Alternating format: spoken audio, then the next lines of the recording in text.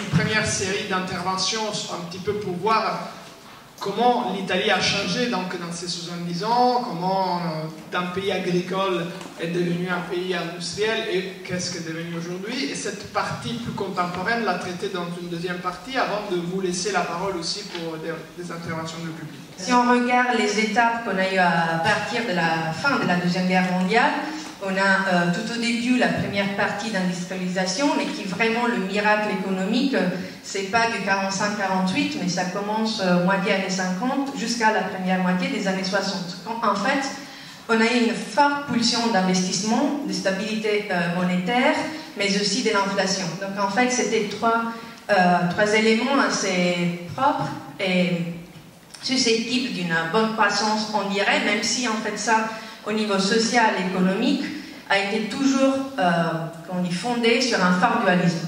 C'est-à-dire le Nord qui avait les investissements industriels, des pôles d'industrie, des grandes entreprises en fait, et après un centre, on pourrait dire les régions du Sud, qui restent à moitié agricoles ou des services qui n'étaient pas vraiment productifs.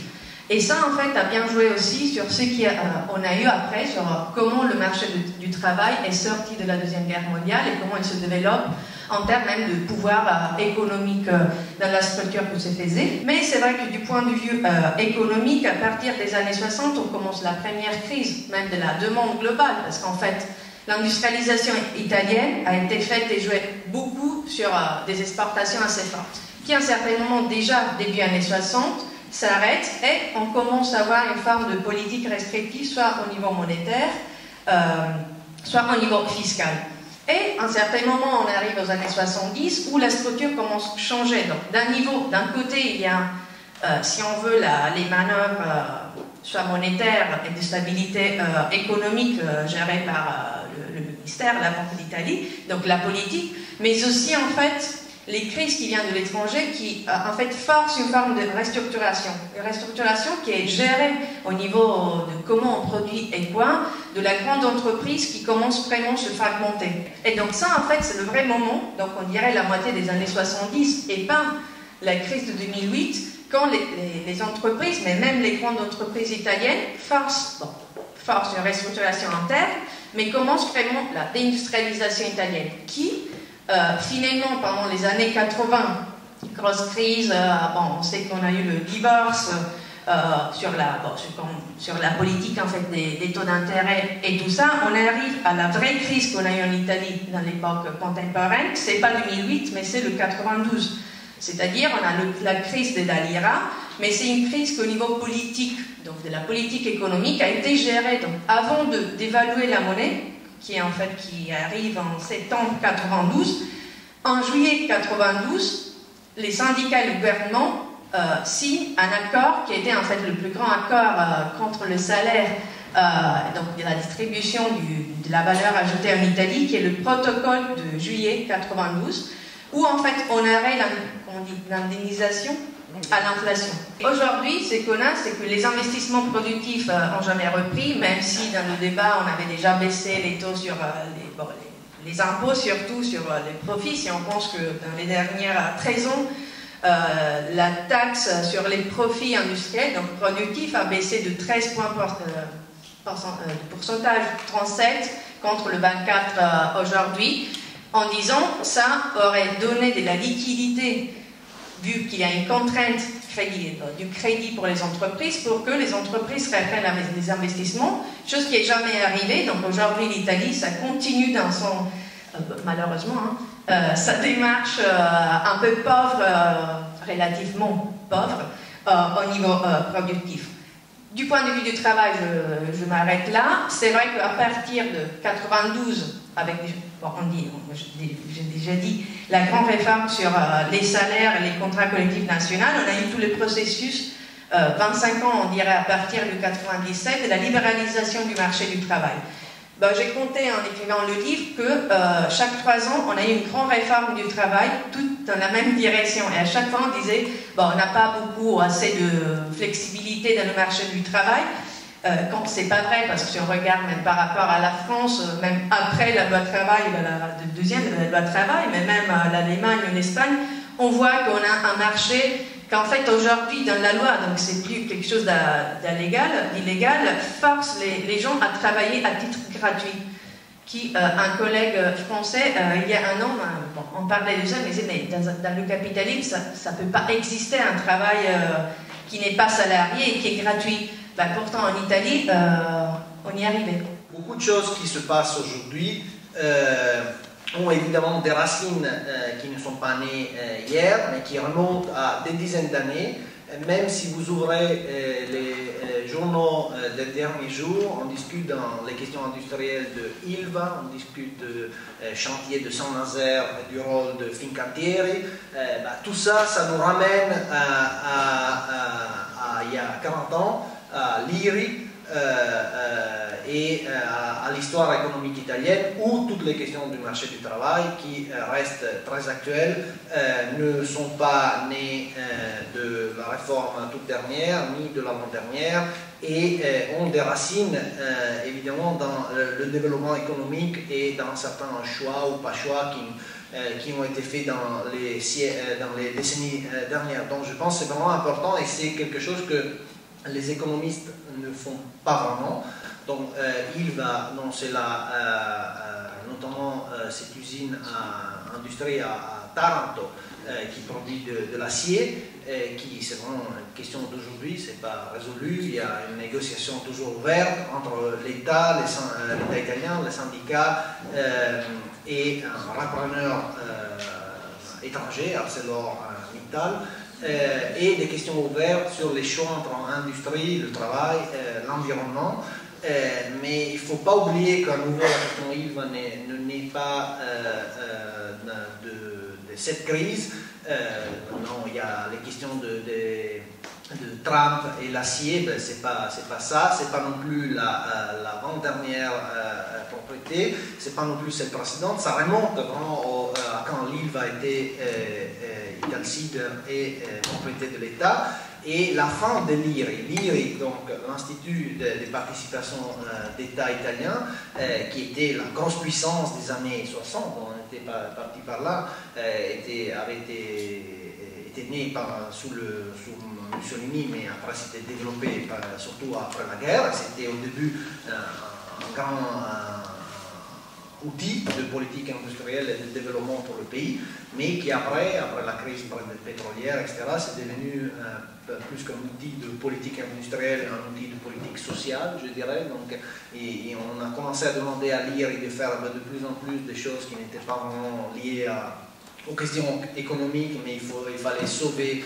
cette entreprise et sauver les emplois, ou faire des choix qui n'étaient pas forcément économiques, mais des choix qui avaient d'autres critères en tête, etc. Et on est arrivé à la faillite, le fait de lire et au démantèlement, et ensuite aux privatisations. En dépit de tout ça, si vous lisez les journaux, normalement Ilva s'est associé à des mots négatifs, disons crise, désastre environnemental, etc.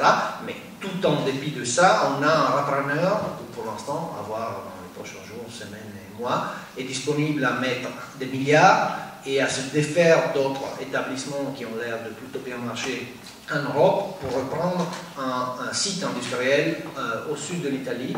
Donc il y a peut-être de l'espoir. Donc même un grand repreneur international qui a des établissements dans beaucoup de pays au monde, n'a pas forcément nécessité d'aller à Taranto, voit une opportunité dans ça. Donc on voit souvent le côté négatif de cette histoire, mais je vois aussi une potentialité positive de dire qu'il y a encore la possibilité de faire de l'industrie au sud de l'Italie. Comment vous voyez donc le futur de l'Italie, surtout si ces petites et moyennes entreprises n'arrivent pas donc à tenir le pas de la concurrence et en plus dans un système, donc celui de l'Union européenne, qui augmente aussi les contraintes?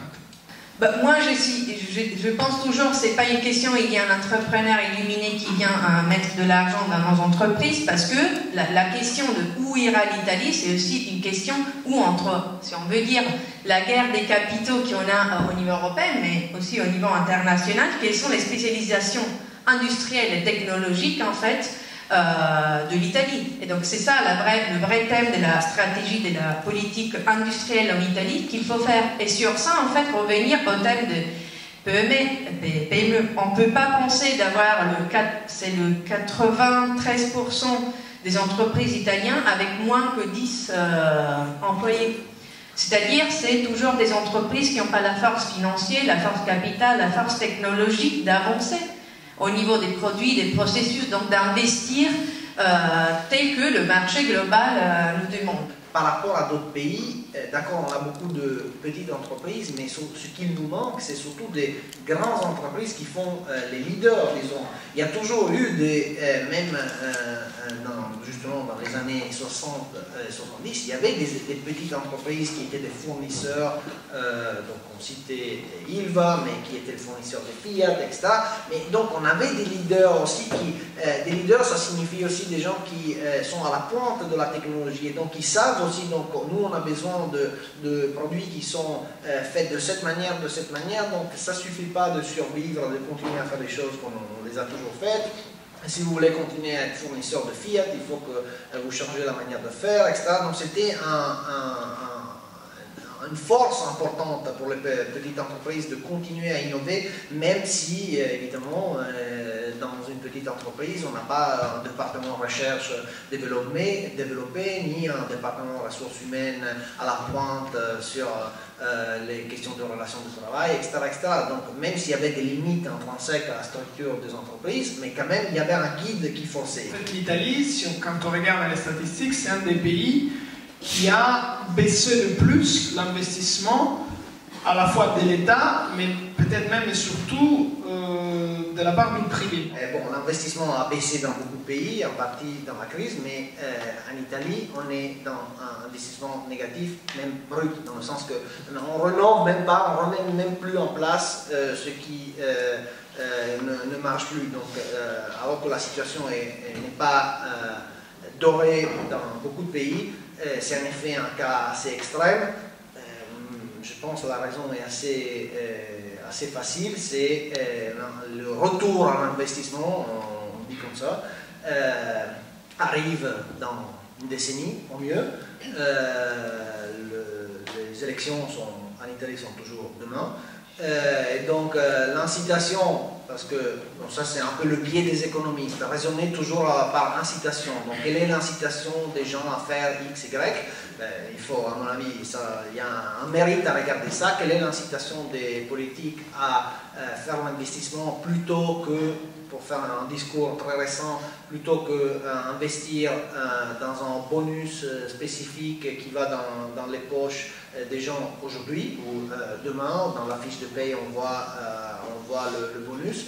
Évidemment, l'incitation c'est moins fort parce que l'investissement, si jamais on aura le retour dans 5-10 ans et ce sera aux 3 gouvernements prochains de dire ah oui, vous voyez, on a bien fait, c'est grâce à nous. La nouvelle d'aujourd'hui, la dette publique a dépassé 2300 milliards, donc on est à 132% du PIB, donc c'est plus compliqué d'embaucher des gens quand on a déjà ce niveau de dette publique. S'il y a des contrats de 3 jours, est-ce que c'est la faute à la loi ou c'est aussi le système productif qui demande ces contrats de 3 jours, dans le sens, est-ce que ces contrats de 3 jours cachent un contrat qui était un CDI, mais parce que ça coûte moins cher, c'est plus facile, si jamais il y a quelque chose qui se passe mal, on peut le virer sans coût, alors on le prend en CDD, ou il y a une raison structurelle, pas positive, mais structurelle, qui demande que l'entreprise est disponible à payer les coûts directs et indirects de formation de 3 jours, c'est quoi? Le premier jour on se présente, bonjour, on fait rien.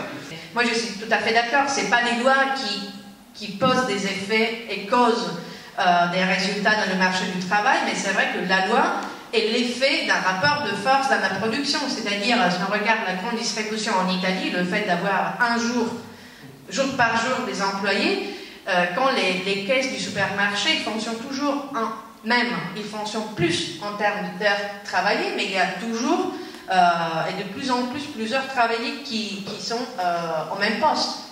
Donc il y a des secteurs où on a déjà la réponse. Merci infiniment, merci.